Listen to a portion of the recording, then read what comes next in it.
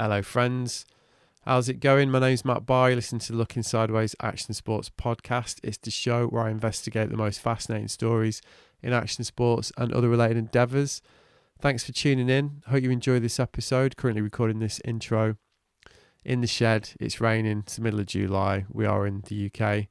Quite cosy though, don't mind saying. Anyway, this week's guest, Jerome Tanon, French photographer and filmmaker. Somebody I've been tracking down for a while for a couple of reasons. Firstly, because of the work he's put out over the last few years, which to my mind is up there with the most creative and interesting work anybody's put out across any action sports medium. Big claim, but one I'm going to stand by and hopefully demonstrate in this episode. Second reason I wanted to chat to him, because his work contains comedy and pathos, and that suggested to me he'd have a lot of good chat that would perfectly fit the podcast. And so it proved. Now, I've long pondered and even written about how one-dimensional most action sports content is. It's not necessarily a criticism, just more, a pretty obvious observation that it tends to be preoccupied with showcasing that whole, look how hard this is, professional end of the spectrum, which is fine. People are always going to want to watch incredible feats by superhuman athletes. It is what makes the industry go round after all. But it's fair to say that that part of the sideways experience isn't the whole extent of it for most ordinary people. Obviously, it's part of it, progression and try to get better.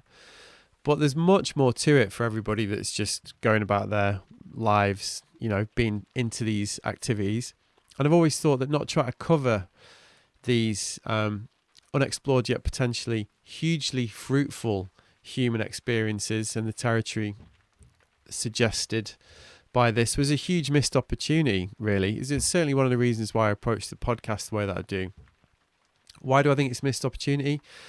Because, and forgive me, this is shaping up to be one of those long-ass intros a listener complained about recently. You can always skip it if you're listening, mate. Why I say? Well, because if nothing else, that narrow focus represents something of a missed opportunity. Think of the films and stories that have crossed over from our world. Stuff like Free Solo, Bethany Hamilton, Ben Moon's Denali, just a few off the top of my head.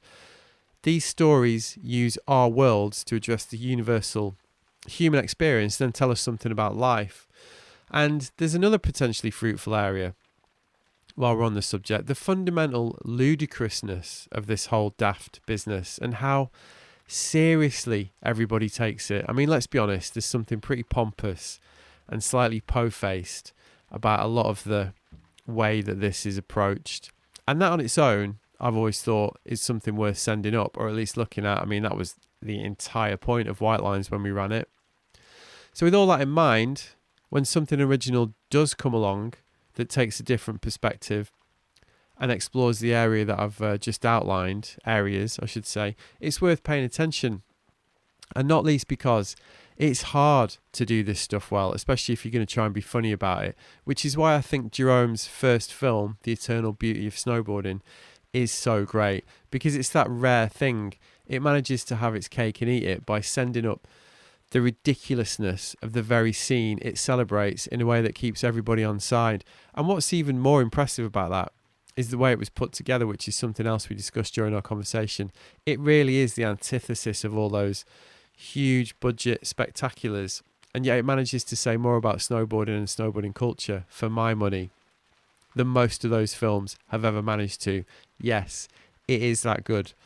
Jerome followed that with his next film, Zabadast, which in contrast was a fairly straight up documentary about an expedition to Pakistan, the Himalayas. I'm going to say Himalayas. I might have got that wrong. It's the Himalayas anyway. Apologies if that's a little fact checking Santa error.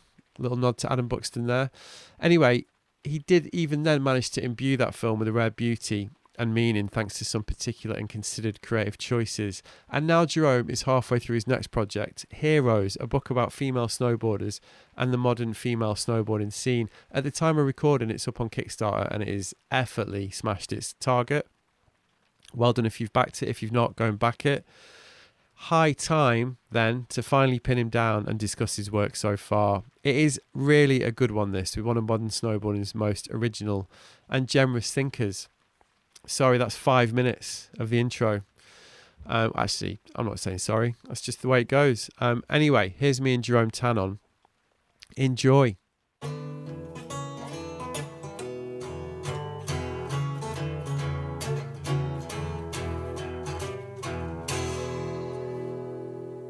Sweet. There we go. We did it. How you doing, man? It looks hot. Man, I'm sweating. I'm under the under the sun in the south of Sardinia, and I'm fixing my little sailboat. How's that going? Pretty bad. I mean, it's really awful. I'm in a yard. There's no running water. There's almost no toilets. There's dogs running around and mosquitoes everywhere. Right. And I'm trying to fix like electrical stuff, some ropes. I'm painting the boat back again. And hopefully I'm almost done, and tomorrow evening I can sail away. So what is it? Maintenance, or is it like, is this a starting from scratch thing? No, it's maintenance. I left it for the winter here, and it's just like boats need lots of maintenance. Yeah. Right. And then what's the plan? Where are you going to go? Well, I'm going to sail around the Mediterranean again. In the meanwhile, I rent out my apartment in Annecy. And that's just how I've been rolling for a few years already. And it's just adventure, living on the sea, having friends on board, not knowing where the wind's going to push you, and learning so much in the meanwhile. Because for me, sailing is something new, and it's a new challenge. And it's so nice to have summer on the sea when it's usually very hot everywhere. So we'll see. I'm really looking forward. Yeah.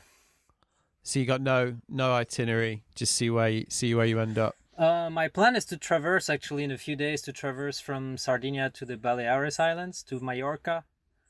And it's going to be the longest cruise, the longest crossing my boat has ever done. And right. And me as well. So I'm a little nervous. I'm watching the forecast. Yeah. And it's going to be 3 days and 3 nights maybe at sea.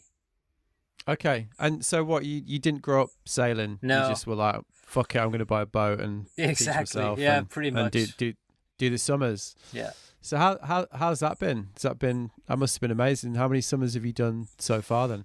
It's about the 5th summer now, and every summer I go somewhere new. I've been to Corsica quite a few. I've been to Sardinia last summer. I've been to Baleares already once, and I want to go again.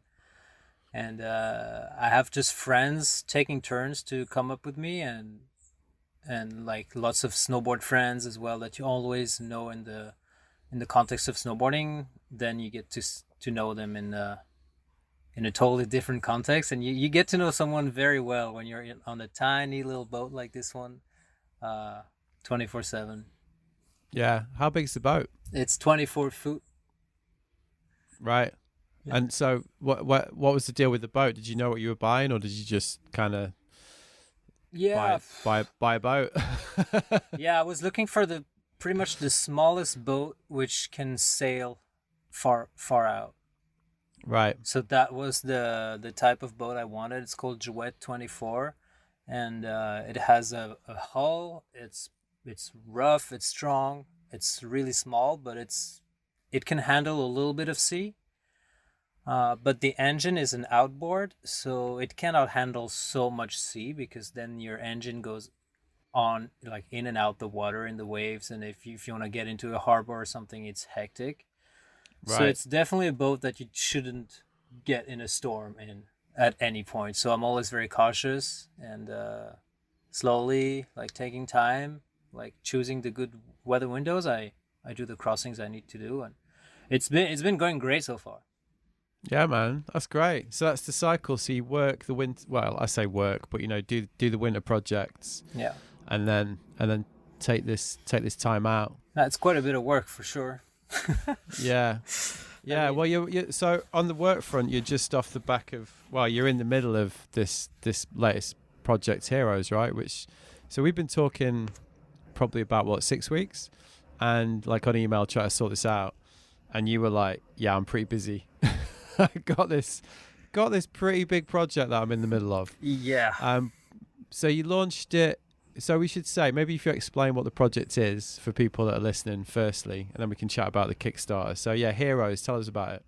So I've been doing lots of projects for the past few years. I've been doing a couple of movies, and then when I was looking back at all my archives, I was looking at maybe 12 years of snowboard photography, and I was looking at my archives, and I was really sad to see almost no photos of girls.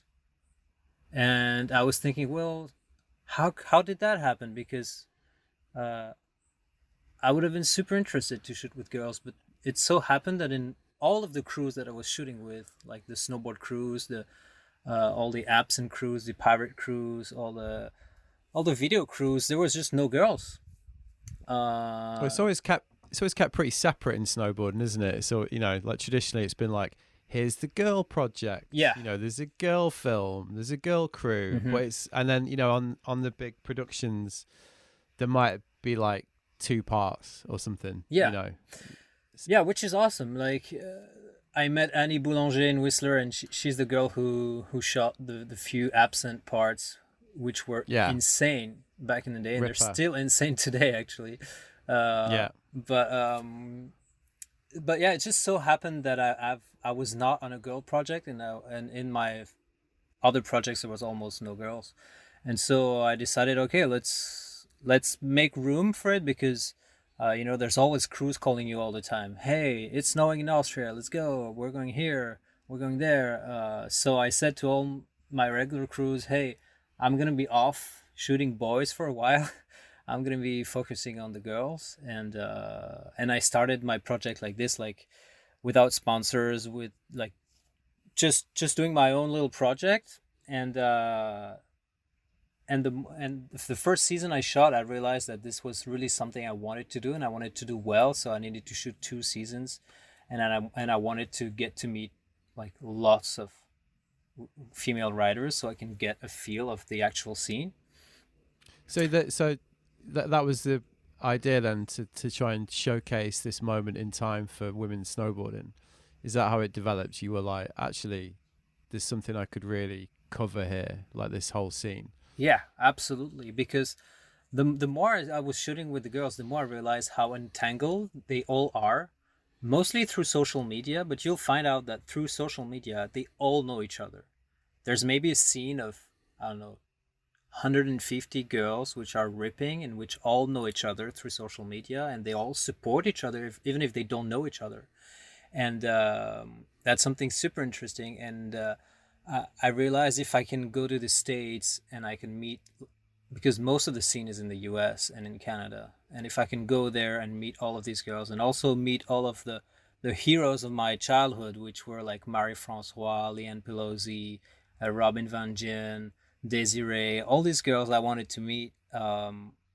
If I could do that, and if I can find money to do that, then I can make something great.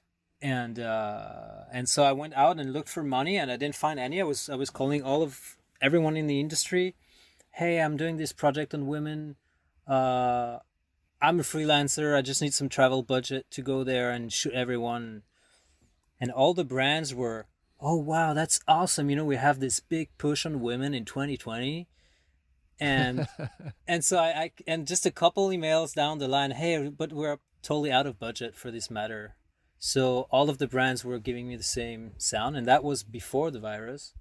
Yeah, Uh, right. the only brand which was down, and that was amazing, was Salomon, and Salomon gave me budget to go and travel to the US. So I thought I was gonna have budget from all the majors in the industry, and make it a really like everyone's project, but in the end it was only Salomon, which is great. I'm stoked because they're amazing. So they're helping me a lot to make this happen. And so I made this trips. I shot for almost 2 seasons, and then I went to my darkroom and did all the prints that I wanted to do, and spent so much time in the darkroom. And so the whole project is now. It was supposed to be only art shows. I just wanted to do art shows, and now it's become more and more important that I make a book. And Can you tell me about the process of the prints? Because obviously you've gone for this pretty analog approach, right? Like in terms of how, you know, like that process almost seems to be as important to you as well, a very important part of the project. Let's put it that way. So could you explain a little bit about those choices that you made there?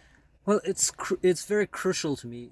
Firstly, I have been shooting on film for many years now, so I'm kind of used to shooting film, shooting just one photo at a time, being very cautious because film is very expensive and because you have only 10 photos per film roll or sometimes 36. Um, but I really wanted to create icons of female snowboarding. That was a very enthusiastic objective, but I was aiming at trying to get iconic photos. And what's an iconic photo? It has to be close as it gets to a painting. That's how I felt about it. And so by doing this darkroom process where you make, you know, just one print of every photo, and it takes you a few days for each print to prepare, to sort, and to actually make. Uh, in the end, it's just as precious as a painting, and it also looks like a painting because the way I use the chemicals and I use my hands to brush the photos around, so it has a little bit of that feeling. And even when I'm framing the photos, I have in the back of my head, okay, what a painting of this scene would look like, because we have all these photographic processes, but for example, what's a painting of a famous soldier? It's not going to be a soldier in 1/3 of the frame and then 2/3 of landscape. You know what I mean? It's going to be a portrait of the soldier in very big, Yeah. and with like a perfectly balanced background and surroundings. And that's how I was trying to shoot those photos. So like almost like a more classic, and I mean classic with a capital C, like, classical iconography insofar as like trying to treat it legitimately like art, if you like. Exactly. Yeah, exactly. And the funniest thing is that at some point I found myself shooting a guy in the sky type of photo. So like I circled around all the way, like from doing, the You went full circle. yeah, full circle from the craziest framings to the craziest things to just going back to guy in the sky. Right. Well, that's what's interesting. That's why I asked the question. That's what's interesting about the whole process, because, yeah, like that approach to it. I mean, I'm going to say it's old school, but it's only like 15 years ago, really, isn't it? That we didn't rely on digital, to do Yeah. this. So it does necessitate a different approach, and it is at this point a conscious artistic choice. Definitely, if you're going to do that, clearly you're making an artistic statement. And then the fact that you've called it Heroes, which is, I don't think provocative's the right word, but it is definitely a statement title, It took me a while to find a name, and the more I went into the project without name, the more it was, I just need a name, any name, come on, anything. And Heroes came to me just the most basic name, but it made sense because first of all, Heroes starts with her, and also it's a noun without sex. You don't know if you're talking about a hero, you don't know if it's a female or a male. And so that was interesting to me as well, so that in the title it's not girl power, it's heroes. It's something, we're looking at these girls for what they do and what they are, not just because they're girls. And we're looking at them because they're amazing snowboarders and absolutely passionate about it and totally dedicated. And so that's how the name came around, but in the end it's just a name. So with that in mind, do you think that that's something that female snowboarding, women snowboarding has kind of suffered from in the past? Because it does sound like you're kind of trying to reset something, like address something, almost like the fact that the depiction of female snowboarding hasn't done it in the right way, given them the platform that, given that scene the platform it deserves. Is that kind of part of this project to kind of redress that? It is like a consequence of the project. It's not like my original idea is totally unpolitical. It's just girls are amazing on a snowboard, and I just want to cover that. Yeah. It doesn't go as far as thinking too much, but in the end, of course, it gets very political because, oh, it's an all girls project. Why? And why not boys and girls project and blah blah blah. So it's like, I think like deep inside, what all these girls are really starving from is they're craving for being together, no matter boys or girls. You know, there is an absolute tight girl scene, and they're very supportive of each other, and they love to shred together because they can push each other, and but what they love to do is to ride with the boys and to ride with the girls, and when everyone's riding together. So I think, you know, the more we go, and the more we're gonna see snowboard videos with, you know, 30% girls, uh, maybe more, and because the all girl videos, it's the same thing as my project. It's all girl videos, and they're amazing. And there's been a few that has been done recently, which are insane.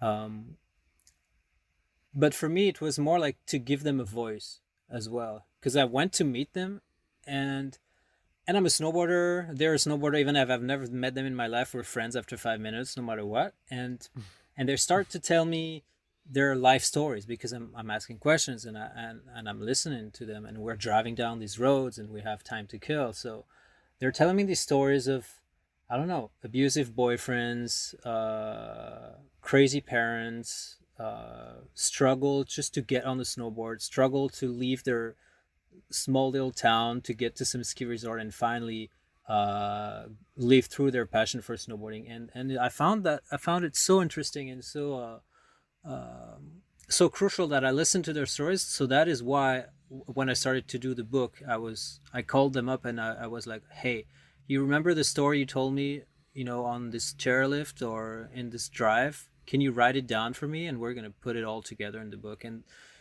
it was slow to get it rolling, but it's like a snowball effect. As soon as a few girls started writing their story, then the other girls were like, whoa, she wrote that was pretty personal and pretty deep. Maybe I can do that too. And so now this whole project is not only a photography project, it's a life story project. And there's also artworks done by the snowboarders. They submitted artworks to me, and so I compiled it all together in the book. So it evolved into the book. Yeah. And so you launched it on Kickstarter, and you hit your target within like what, 2 days? Yeah. It went pretty well. Right? Yeah, in like 2 days, exactly. In like 2 days, 100%, and now it's at 200%, and it just shows how much, you know, how much people are starving for this kind of stuff. Yeah. And Yeah. it's just great, and that's it. The money is gonna enable me to print 2,000 copies of this book, so that's just amazing. Wow. Okay. So it's going to be quite a big run then. Yeah. Has anyone from the industry come back and expressed interest in being involved since? Yeah, I mean, it's very difficult with the whole virus situation and marketing these days. Like, everyone would love to support this project, but they can't. So a few brands have come back, and were like, hey, we're going to order 50 books from you, and help you get started with the books. And so, yeah, it did happen. Yeah. Yeah. Okay. So yeah, like you say, it's interesting, isn't it? Because a project like this, yeah, you can, like, the industry is kind of wary of backing it, but there is a market for it, and there is clearly like this huge interest for it. I wonder if things are going to change, because obviously there's a wider conversation about who we talk about, how we represent people in these cultures at the moment, and you know, whether it's about a lack of diversity, whether it's about the fact that we tend to tell very traditional stories, you know, featuring like white men and like that classic kind of narrative. Do you think things are going to open up a little bit more, and that people will appreciate the fact there's more room for these type of, let's just say, non-traditional depictions of like snowboarding, surfing, skateboarding? Well, I obviously have no idea, because, you know, there's words. All these brands are, you know, the first to say, hey, we support gay rights, we support Black lives, we support this and that. But in the end, it was the same story when those brands were saying, hey, we support women, but look at the budget that the women get for their video parts. Look at how many girls you have on your teams. Have a look at your website on your pro team. There's one girl for 25 dudes. So of course it's changing, and I'm sure it's changing for the better. And I'm hoping all these recent events are gonna, you know, turn the world into a better place. But yeah.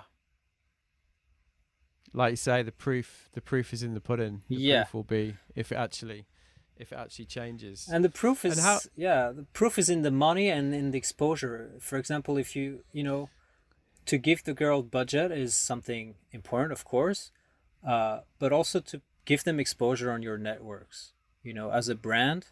And if your brand, never listen to me, I'm the worst at, marketing and doing business. So don't listen to me. But I feel like, how many clips of girls do you see on a snowboard brand Instagram?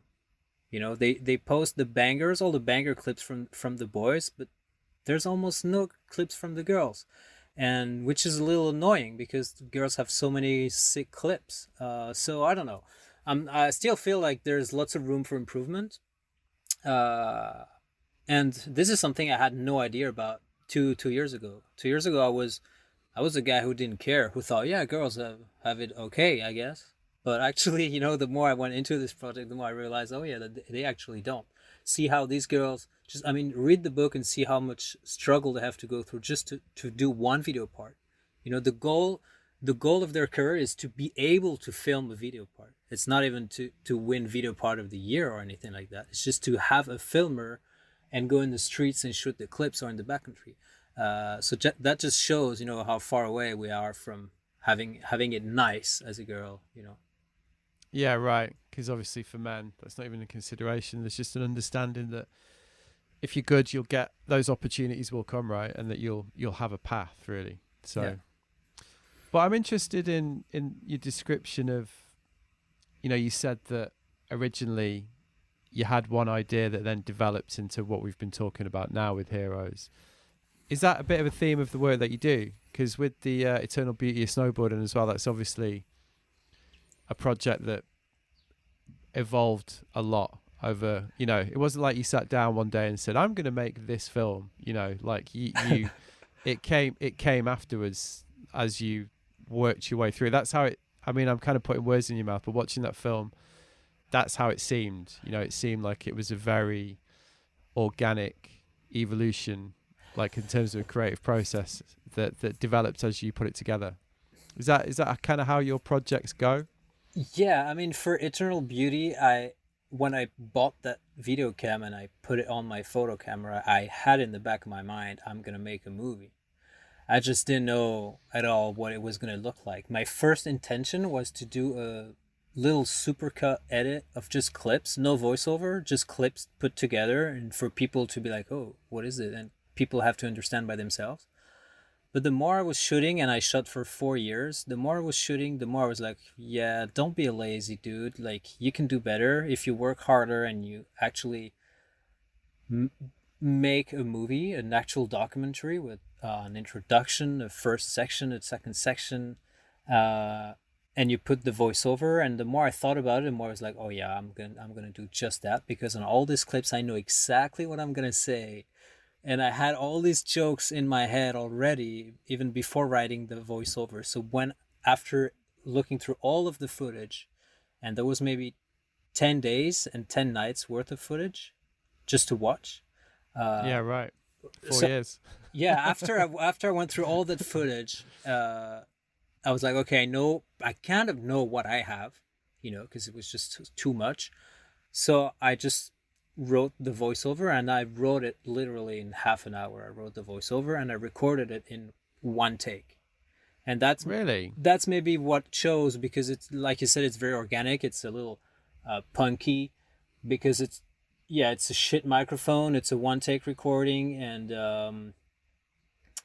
but I knew exactly what I wanted to say, because I've had plenty of time to think about what I wanted to do. And like you said, it evolved from my own little project to a documentary about snowboarders, and then to an incredible YouTube hit, and which snowboarders from all around the world have seen. And like a few months ago, I was in Israel, and some dude stopped me in the street in the middle of of Tel Aviv, and he was like, "Hey, dude, are you Jerome? I watched your movie." And I couldn't believe it. And he was a snowboard enthusiast, and he told me everything about it. And it happened to me in India, in Japan, in Finland, in bars, in random places. And really, everyone has seen the movie, which is absolutely crazy. So it did evolve, but it evolved because of the people sharing the movie, from a friend to another. But it's just funny, and also it's so spot on with the culture of professional snowboarding. I mean, I've worked in the industries, like working for magazines and been on shoots, and I know that world. Yeah. And like, I just thought it was hilarious because it was such a perfect send up of how seriously that world takes itself, but also like in a really affectionate way, and that's not an easy thing to do. Like, it's, you can take the piss out of something, and you can, but to do it in a way that's actually really generous and like inclusive, so that everyone's in on the joke. Yeah. I think that's why everybody responded so well to it, because it's fucking hard to do.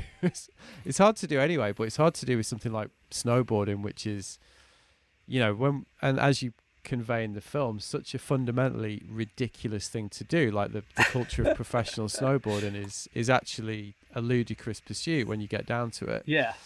And we all act like it's, I say we as in people that work in the industry, whatever, like, act as if it's this really serious thing that everybody's got. So that I think that's why it was so refreshing. That's personally what I thought anyway. When I watched it, I was almost like, what a brilliant idea, and also about time that someone's kind of said that about it, because Yeah. it was no one had ever said that really about the culture of it, because there is something fundamentally ludicrous about all of these things that we do. And it's kind of good to remember that, right? And just like you, I was exactly in your position. I was like, hey, how long do I have to wait? Because I'm a photographer. I was waiting for some filmmaker to do it. I was waiting for one of the many, absent filmers, pirate filmers, transworld filmers, all these guys, snowboard filmers. And none of them, I was talking to them, and none of them seemed to wanted to do it. And I was like, hey, well, but they're in that. That's their world, though, isn't it? Yeah. That's what's funny, because they take it seriously. Yeah, they take it seriously, and they take it as a job, and of course it's their job, and no one's gonna pay them to make that movie, and no one's gonna pay them to watch through 10 years of footage, and they're probably on tapes in someone's drawer. And so I was like, okay, well, no one's gonna do it. I'll do it. I'll fucking do it. Yeah, so did you get any kind of pushback from people, or did everyone just get it? No, everyone got it. That was the most amazing part, because I remember when I was finishing the editing, I sent a few little clips to some writers saying, hey, I'm actually making that movie, because most of the writers wouldn't believe I would actually make a movie. They thought Why not? They thought I was just joking around with my camera, because I was filming so much. I have Right. maybe 6 hours of people brushing their teeth, and they would watch me, and they would be like, hey, so how was your footage? And I say, yeah, I don't know, I haven't watched any of the footage for 3 years. And they're like, oh, okay, yeah, so like probably never gonna be a movie.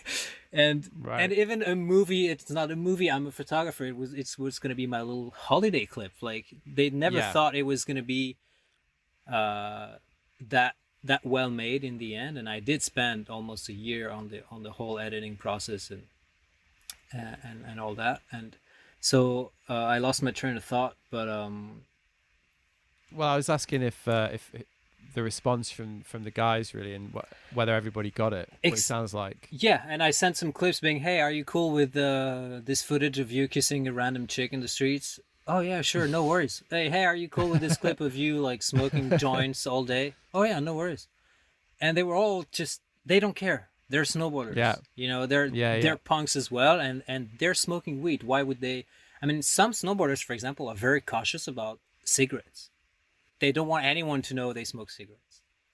And sometimes it's very funny, but most of them, they just don't care. Oh yeah, you have to, like, whatever, just whatever, and they couldn't see the whole picture either. But and I didn't show the movie to anyone before it got released.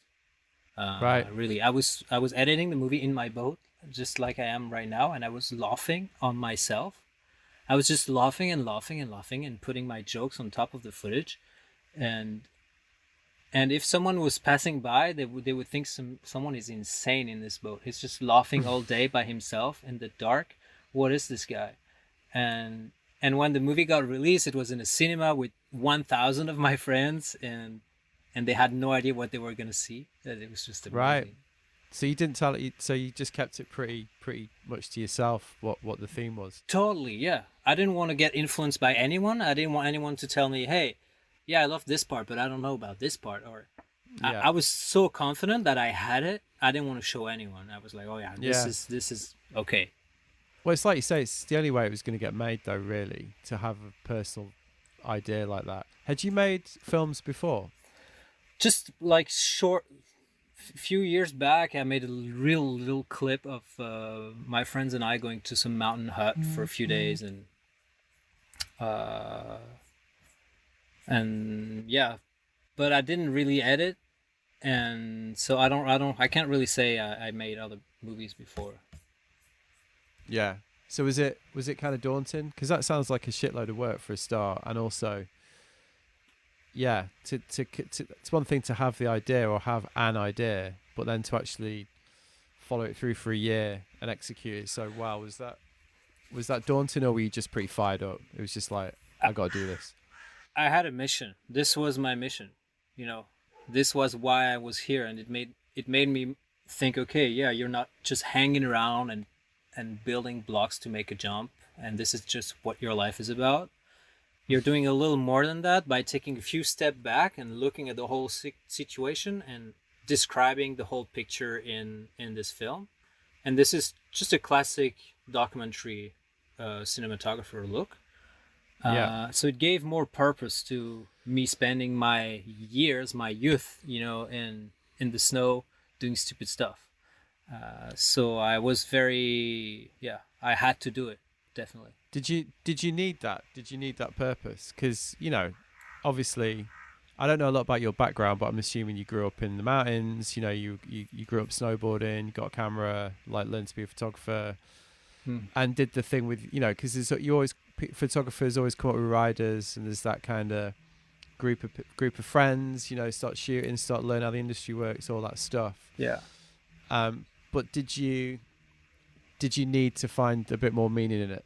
For sure, because I don't know if I do that every day, but I sometimes take a few steps back and looking at what so what are you doing? What is this whole thing?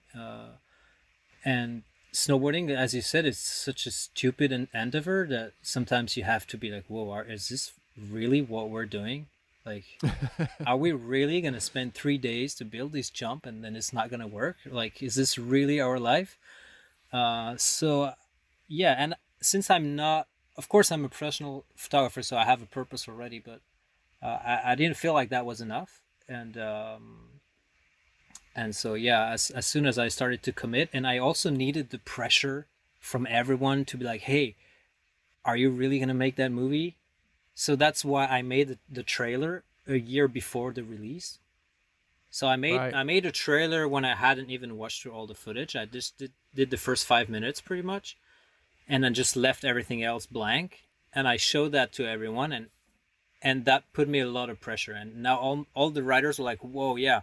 So when's the movie coming out? And the movie was not even made at all. And that gave me the pressure, because sometimes I need the pressure to perform. And with the pressure that this movie had to be done, I found.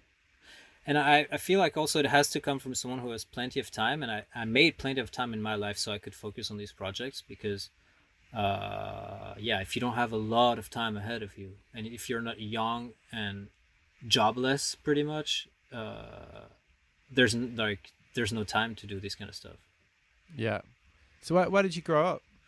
I grew up in Paris, actually. I'm definitely not a kid from the mountains. And I was a passionate snowboard fan when I was a kid, a teenager, and I just wanted to watch snowboard videos and go to snowboard to the mountains and go.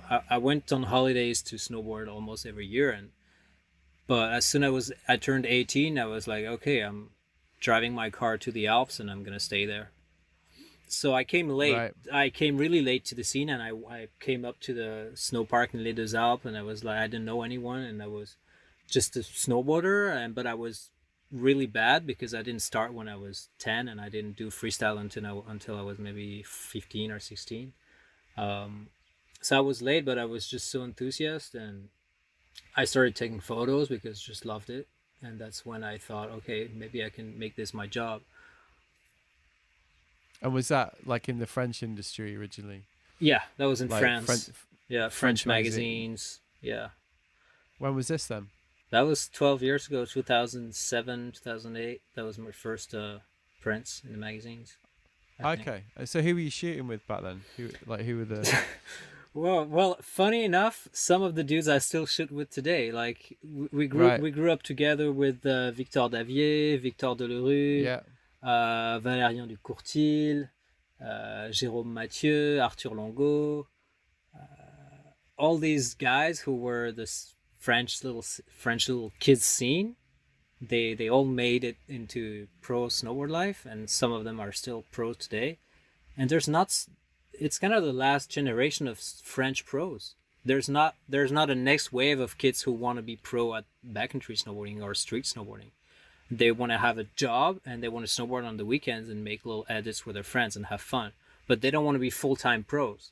So the victors are, to me, the victors and Arthur, they're the last French pros. I didn't really realize that.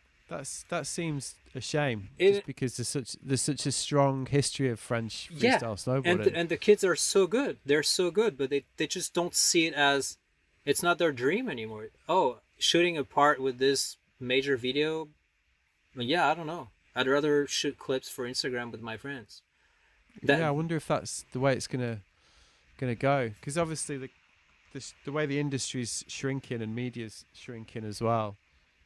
I mean, it is just harder, isn't it? Or maybe not harder, but like there's less of an obvious route. You know, I think when you maybe like you say 12 years ago, 20 years ago, whatever, there was kind of a classic route, really, wasn't there? You know, if you were a snowboarder and a photographer as well, you know, you could, like I mentioned earlier, you know, you partner up, you shoot. There's magazines, there's outlets, there's videos. Then it kind of goes from there, doesn't it? But that is kind of disappearing now, isn't it? Totally. It's totally different now. Back then it was winning comps when you're a kid, and then moving to shooting videos, and now it's getting famous on Instagram. You know, it's kind of true. I mean, of course, most of the famous kids also win contests and everything, but you could become pro just by standing in the same park all your life and shoot clips. You could potentially do that. Yeah. So the scene, because of social media, has changed a lot, but in the end, it's the most talented kids and it's the most dedicated kid who make it, and so it's kind of the same deal. You know, the most talented and dedicated kids can make it to being pro. It's just a different way. They have more control of what they're shooting too, and I think they like it. You know, snowboarders love to shoot their own GoPro edits and iPhone edits and edit themselves and post it themselves. It's something they really enjoy doing. Yeah, they're definitely always opinionated about the way things should look and how to convey it. That's for sure. Well, as you'll know better than anyone, being a photographer.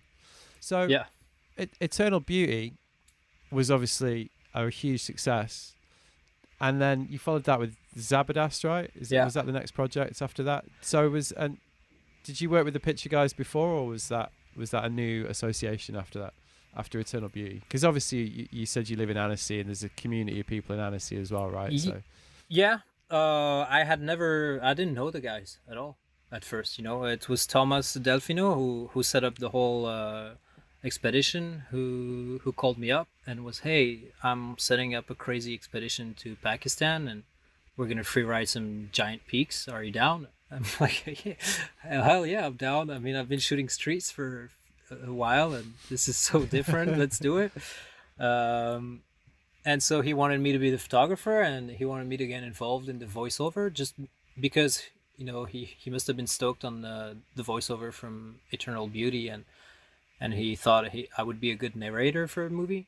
And I said, yeah, sure, I can be a narrator for the movie if you want. And so they started to gather a crew for the expedition, and it turned out that not so many people wanted to go and spend 6 weeks in Pakistan and hike up to 6,000 meters and leave their family for so long and go to a place which was, it was very scary when you have never been to this part of the world, and you have never been to these big mountains too, and it was scary. So it was Yeah, actually tough it to find it camera guys. kind of looked pretty intimidating. Some of it. It was. I never thought I would ever go to the Himalayas. I always thought Himalayas were the insane mythical place where all these adventure pioneers have been, and reading books about it, but I never thought I would go. So when I was like, oh shit, I'm gonna go, this is okay, we're not joking anymore, shit, this is real. I was scared, really scared, but I really wanted to do. And so when they were thinking about, okay, so we're trying to find camera guys, it's really hard, almost nobody wants to go. We're trying to find a movie director, but it's the same deal. They all, with the production company Almo, they were like, with Thomas and Picture, they thought, okay, well, we could ask Jerome if he wants to direct the movie. And because Eternal Beauty is a movie, it's a documentary, but it's as unprofessional as it gets. There pretty much no soundtrack, there's no editing, there's no color correction, there's nothing, it's just me. But they thought I could maybe tell the story, and so I said, okay, yeah, let's do it. Let's go full head on and do it. And when I said yes, I started to picture the whole film, and I thought, okay, this could be a chance. Let's take this chance to make something different. Let's get inspired by actual war movies instead of ski movies. And let's try and do something which conveys the raw emotions of what it feels to be up there. So that was the ambition, at least. And I was lucky enough to have two amazing filmmakers who came with me and did all the footage. And then I did the editing in the studio, and it was totally new for me. I had never done like a proper professional movie, and so it was quite a challenge, but I loved it. It was tough. Like, editing the movie was really tough, but it was worth it. So the voiceover and the kind of diary idea came from that inspiration of war movies. Is that what you're saying? Exactly. Yeah, exactly. The second I pictured myself going with Thomas and Leo and to Pakistan, I thought, okay, we're going to war. I mean, look at how we're preparing our expedition. Look at all the gear we're trying to put together. Look how every little piece of the map has to be carefully looked at. This felt like going to war to me, and that's when all these war movies popped up to my mind, and the movie soundtracks and the brotherhood, and I thought very strongly about this movie called The Thin Red Line from Terrence Malick. Yeah, where I know it. You know it, and it's a classic, and not so many people have seen it. So if you haven't seen it, go and watch it. Amazing soundtrack, that film as well. Amazing soundtrack, insane editing, beautiful scenario, and just how it's shot is amazing. And during all the movie, you have all this voiceover of the soldiers' thoughts, their intimate voice, and they're all very calm and soft, and they're very contrasted with, they're shooting at each other, they're killing people, but the soundtrack is totally peaceful, and there's just their thoughts, And this was something that was very new in the theme of war movies, I feel like, and I wanted to have kind of the same vibe but I thought, okay, are you crazy? Because you're trying to make a war movie with skiers and snowboarders, and they're not Hollywood actors, and it could be an absolute shit. Like, you're trying to make something real cool, but it's absolutely not going to work. It's like a mayonnaise, you can put all the ingredients. If you don't have the magic trick, you don't have the experience, you don't have, the budget for so much soundtrack, for so much post-processing, you might dive crazy into this and do something absolutely shitty, and it's a shame because it's going to be a beautiful expedition. So it took some confidence and some projection, the capacity of projecting, okay, this is going to be the voiceover, I'm going to edit this like that, and then this soundtrack is in here, but it's all in your head, and you have to visualize it like a month in advance, and be like, okay, that works. And then sometimes you're in the editing room and you put it all together and it doesn't work. You're like, oh, shit, I thought it was going to work. It absolutely doesn't work. So you have to find something else. and that's how it went. And it was just yeah, I have not made another movie since then, and I don't know if I'm gonna do another one. I don't have any movie project right now in the charts, but I'd be very interested in doing another movie maybe. But it just takes so much out of you that you don't want to do a movie every year or even every couple of years. It's just too much work, too draining. Yeah, it looked emotionally full on, the whole thing. You know, obviously the actual trip looked as some of it, you know, some of it was people, you can see people are genuinely scared and you know, genuinely like, and some of it is like watching it, it's a bit like fucking hell, you know. There's that one bit where everyone's hiking that face and it is punchy, it's like Jesus, and the people are turning back, and you know, there's a lot of honesty in it, which is what I really liked, because again, you watch most sort of AK free ride, even like mountaineering, when there's snowboard mountaineering involved, and it's very much like you don't get that vulnerability with it a lot of the time. It's very much like Heroes. Here we are, you know, we're gonna fucking, you know, like, and I think when you're an ordinary snowboarder, it's like you look at those things and you're like, fuck, you know, I'm never gonna do that, you know what I mean? Like, but I really like that about Zabadast, because there's a vulnerability to it which I think was very, very relatable to most snowboarders, because you know, you could see that even though obviously the riding is amazing and the riders involved are amazing, people were at the limit, and it conveyed that really well. Yeah, that is also why during the whole project of Zabardast, I didn't watch any documentary, any snowboard movie, any freeride movie, any of that, because I didn't want to get influenced by how these movies should look or how they should be, because I kind of agree with you. As a snowboarder, you're watching these guys are total heroes. There's no doubt about it. There's no question. These guys are insane. But the way it's shot and the music and the American voiceover, it's always like, yeah, okay, I get it. They're like super badass. Like, oh, okay, now they're the best in the world. Okay, so, but I'm a snowboarder. This doesn't really, I don't relate to that so much. You know, we're more, as you say, we're more vulnerable. We're more maybe down to earth. We're more a little more punky, and so I thought, yeah, I would definitely don't do that. Definitely don't watch those American alpine documentary, and don't do anything similar. Just go with what you feel, and that's how we got there. And it has a bit of a French vibe as well, I would say, because it's a lot of French people in it, and it's very, very crude, very friendly, a little bit of irony here and there. Yeah, I can see that. I've spent a lot of time in the French Alps. I know what you're talking about. Yeah, exactly. Well, I just think I liked from. It's interesting to hear how you mentioned how it came about, because from the outside, you know, you can look at something like the switch up between Eternal Beauty and Zabadast and say, okay, so obviously he purposefully wanted to try something new and like really challenge himself. But again, it's interesting to hear the fact that, again, this is almost like an evolution. Like you came on board the project at one point and then it changed. But I do like the fact that creatively you looked at it and were like, okay, I'm going to just try and do something completely different, and also bring in a load of reference points that aren't the ordinary ones that we see in these films, which I think is what made it, again, so distinctive.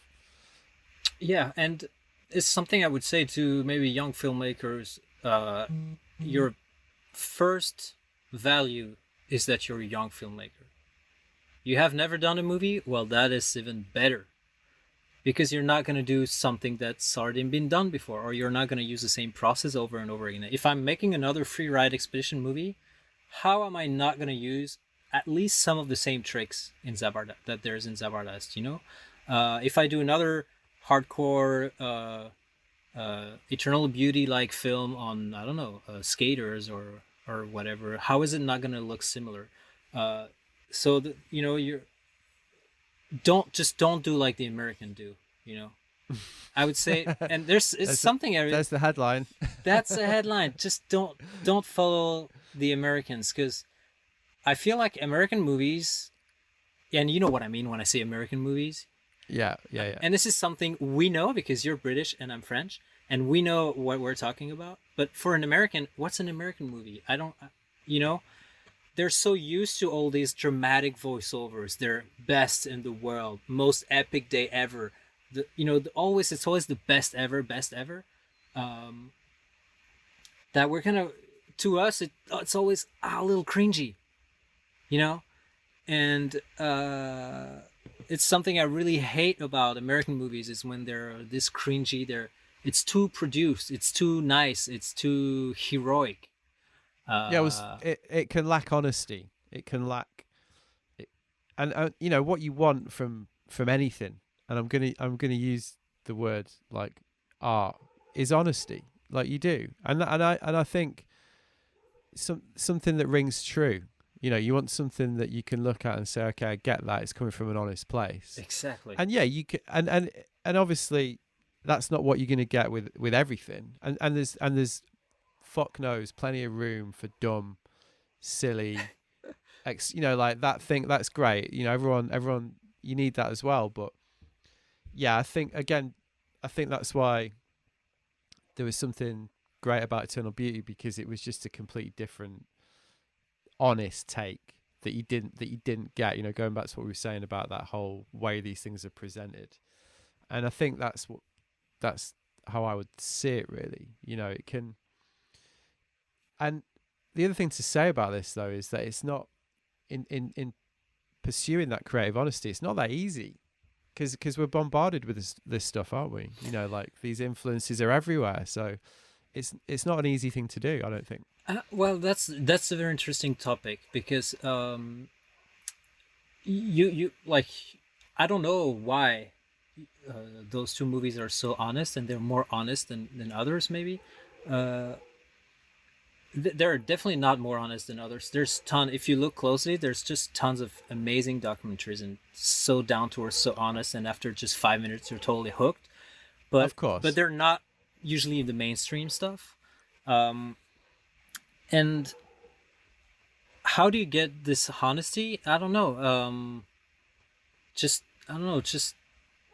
by being clear in your intentions and who you are, and also it's something that's very basic. Is a hero is never interesting if he's a complete hero, if he doesn't have flaws, if he's not stupid at points. And it's like a superhero always has a weakness, and for any hero in any story, I feel like if he doesn't act stupid sometimes, if he doesn't do random stuff, we all do random stuff, then how can anyone relate to this character?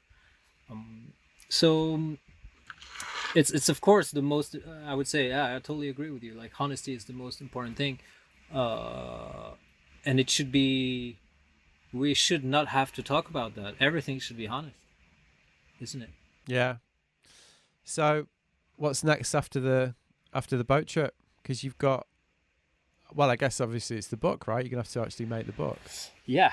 So the book is going to print as we speak. 2,000 copies. Oh, right. Yeah. So you're able to, you've raised the money. It's happening. Yeah. The money is there. I'm going to print 2,000 copies. There's maybe 300 and 500 books that are already sold through the crowdfunding.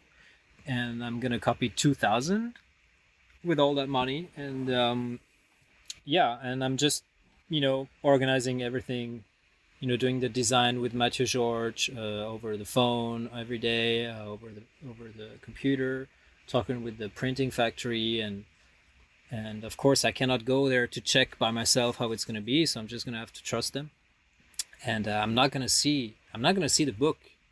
I'm not going to be the first person to see the book, actually. Probably Matt George is going to see it first, and he's going to tell me, yeah, hopefully he's going to tell me, yeah, it's sick. I don't know. I'm a little anxious about it, because I like to control everything in the projects that I do. I really like to be involved in every element of it, and so letting go is the hardest part for me. And so the book is coming out, and hopefully worldwide October 1st.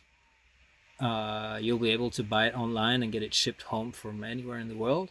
And after that, we have art shows coming up, and my ambition is to have art shows in actual galleries and museums and city halls and to have this traveling art show move around the world. Unfortunately, with the whole virus situation, it's a little on hold for now, and we're gonna do as much as we can, with the situation. Got like locations in mind for that? Like, for example, the House of Vans in London, that could be a really cool venue. Have art shows in ski resorts, for example, during the X Games in the US, during the Lax Open in Lax, for example. Like, there's also a really cool museum in Whistler. I don't know if you know, there's an actual modern art museum in Whistler, and so trying to find a way to get in there with the snowboard photos, and how epic would that be? So that's the ambition, and yeah, I'm gonna be on this Heroes project for almost a year still. Right. Yeah. Nice. So if people want to buy it, where can they find it? So it's gonna be pretty easy. If you're in the US or in Canada, you buy it on Snowboarder Mag's website. They will be the distributor, and in Europe and the rest of the world, you can buy it on Blue Tomato. Okay, so you've done distribution deals. Yeah, I've done distribution deals to make sure that you can get it from anywhere. Sorry, mosquito. Yeah, to make sure you can get it from anywhere in the world, and you'll also be able to buy it in stores and snowboard shops. Hopefully, we're also working on that. Nice. And then what, you set sail tomorrow? Yeah, that's the plan. The boat is supposedly gonna get lifted down into the water. I just painted the hull, and I'm fixing a little bit of everything. And my ambition is to cross from Sardinia to Mallorca. And it's a little scary. Yeah. Well, good luck, man. Thanks for fitting me in, because obviously you've been fucking busy. Yeah. So. Thank you so much. Thank you so much. Yeah, no worries, man. It's great to meet and have that chat. Well, I look forward to meeting, and I look forward to seeing the book as well. Definitely. Let's go grab a beer. So there you go. That was me and Jerome Tanon. I hope you enjoyed it. Plenty to ponder in that one, eh? I mean, what a legend for a start. The fact he was just like, yeah, I'm off on the boat around the Mediterranean. Today, like I say, it's a Sunday. Him and Owen Tozer are currently, we're in a WhatsApp group, and they try to work out when they're going to do the Zoom pictures, which are going to be on the boat. So they should be worth looking at. Two creatives like that getting their heads together to work something out. Anyway, if you've not watched Zabadast or the Eternal Beauty of Snowboarding, then they're on YouTube. I think they're free. I really do urge you to check them out. A day like this, when it's raining on a Sunday, if you've got one of them fancy new TVs that's got YouTube on it, would be the way to do it, I would say. And go and support heroes while you're at it. I mean, as my last few guests have demonstrated, there's a lot of people making some really good stuff out there, and we've got to support it so they can keep doing it. Now, I know we're all used to getting everything for free these days, but it is actually a nice feeling to help creators out who try to do good stuff. I've backed a lot of Kickstarters myself over the years. I don't mind backing the odd GoFundMe, if it helps people get stuff done. Give it a go. Speaking of which, I had a few interesting emails recently, including one from Eddie over in New Zealand, which kind of covers this territory. He writes, I've been listening to the interview you did with your friend Dave Jordan on the Active Minds podcast. Very good, very open and honest. Enjoyed hearing about you for a change very much. However, when I got to the page on Dave's website, all I could think was, this guy Dave has just ripped Matt off completely. I did think, what a bloody cheek, and was instantly put off listening. But obviously I did listen to it all, liked it, and looked a bit deeper into what Dave was doing. Good stuff, Dave. And then it hit me. You've been wondering how to monetize, or at least make some money from the podcasts. And what I suddenly thought you ought to do is sell the format. Create, for want of a better word, a podcast franchise system or framework. Why not create a framework which you sell, license, subscription or something out to everybody? It's a very good format you've got with the site itself, the show notes, the setup of the mediums upon which to listen, the YouTube, the blogs about help on the equipment required, etc., etc. Maybe this could be the money earner you were looking for. Nice one, Eddie. Appreciate you having my back. And also, I'm just going to say thanks for looking at the website, which, as you mentioned, is quite comprehensive, has show notes for every episode, the full archive, a blog, more content than you could ever hope to get through. It takes a long time to compile that website. So it is nice to know people are actually looking at it and paying attention. thanks for the idea. That is a nice one. Probably one I won't be able to follow through unless I clone myself. And the other thing is as well, I'm quite committed to giving away that stuff for free, to be honest. And, you know, obviously I did essentially tell Dave to copy my format when he put all that together, since I think if you listen to that episode, it's quite obvious we're old friends. Yeah, I mean, that's why I've got stuff on there, like blogs explaining how to set up a podcast. And I'm also pretty free and easy with the advice when people do get in touch.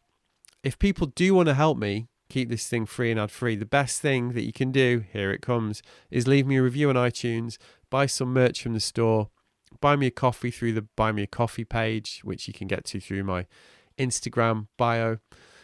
Send me a direct message over at We Look Sideways. Follow me at We Look Sideways on Instagram, because that's where I'm going to be really pushing the Kickstart project. When that goes live, yeah, I've got one coming, as I've mentioned elsewhere. You could sign up to the newsletter on the website. Goes out every fortnight, includes the 10 things I think are worth sharing that week. And if you can't be arsed with any of that, but fancy doing something simple and free, which does radically help, share your favourite episode on your social network of choice. Does make a huge difference in helping spread the word. And if everyone listening to this did that right now, it'd be pretty interesting to see the results, really. But yeah, thanks for the email, Eddie. People can get me at podcast@wearelookingsideways.com if they want to get in touch. Yeah, all right. I'm going to go and bake a cake. How's that for a rock and roll Sunday? I'll be back next week. See you next time. Nice one.